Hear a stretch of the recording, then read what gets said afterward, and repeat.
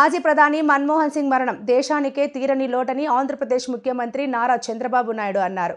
శుక్రవారం ఉదయం మాజీ ప్రధాని మన్మోహన్ సింగ్ నివాసంలో ఆయన పార్థివ దేహానికి సీఎం చంద్రబాబు నాయుడు ఘనంగా నివాళులు అర్పించారు. అనంతరం మన్మోహన్ సింగ్ కుటుంబాన్ని ఆయన పరామర్శించారు. ఆ తర్వాత సీఎం చంద్రబాబు విలేకరులతో మాట్లాడుతూ మన్మోహన్ సింగ్ గొప్ప ఆర్థికవేత్త అని అభివర్ణించారు. ఇక్కడి నుంచి ఎకనామిక్ అడ్వైజర్గా ఎదిగి డిపార్ట్మెంట్లో ఎకనామిక్ అడ్వైజర్గా పనిచేస్తున్నాయి. ఆ తర్వాత మనం చూస్తే ఆయన ఆర్బీఐ గవర్నర్ కావడం, అదేవిధంగా డిప్యూటీ చైర్మన్ ప్లానింగ్ బోర్డు కావడం, యూజీసీ చైర్మన్ కావడం, ఇలాంటి అనేకమైనటువంటి ఉన్నతమైన పదవులు, అది పబ్లిక్ పాలసీ విషయంలో కావచ్చు, లేకుంటే ఎకనామిక్ పాలసీస్ కావచ్చు, ఇవన్నీ కూడా ఇన్వాల్వ్ అయ్యి ఫైనాన్స్ మినిస్టర్ అయ్యాడు. ఫైనాన్స్ మినిస్టర్ అయినప్పుడు ఈ దేశంలో మన కొత్త ఆర్థిక పరిస్థితి అందరూ చూశారు. ఆ రోజు మనకు కావాల్సినటువంటి ఇంపోర్ట్ చేసుకోవాలంటే ఫారిన్ ఎక్స్చేంజ్ లేని పరిస్థితిలో ఎకనామిక్ రిఫార్మ్స్ తీసుకొచ్చారు. ఒక దిశ నిర్దేశించారు. అదే కాకుండా దేశానికి దూరదృష్టితో ఎకనామిక్ రిఫార్మ్స్ తీసుకొచ్చి దానివల్ల ఈరోజు మనందరం మాట్లాడుకునే భారతదేశం గ్రేట్ నేషన్ అవుతుందంటే ఆ రోజు ఆయన తీసుకున్న రిఫార్మ్స్.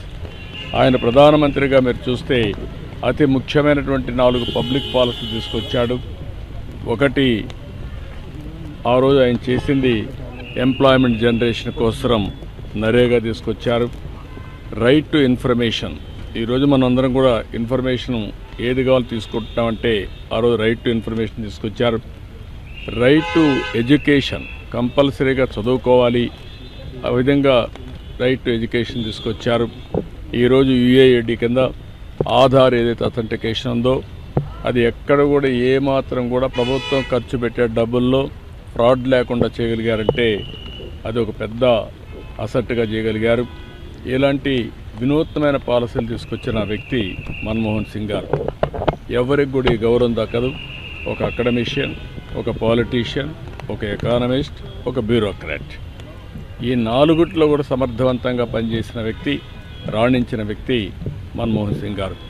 అలాంటి వ్యక్తి ఈరోజు మన దగ్గర లేకపోవడం చాలా బాధ, దేశానికి తీవ్రమైన నష్టం. కానీ ఆయన ఐడియాలజీ శాశ్వతంగా ఉంటుంది. ఆయన ప్రారంభించిన రిఫార్మ్స్ శాశ్వతంగా ఉంటాయి. ఈ రిఫార్మ్స్ని ముందు తీసుకుపోవాల్సిన బాధ్యత ఈ దేశ ప్రజలందరిపైన ఉంటుంది. అది తీసుకుపోతామని తెలియజేసుకుంటూ అందరికీ నమస్కారం.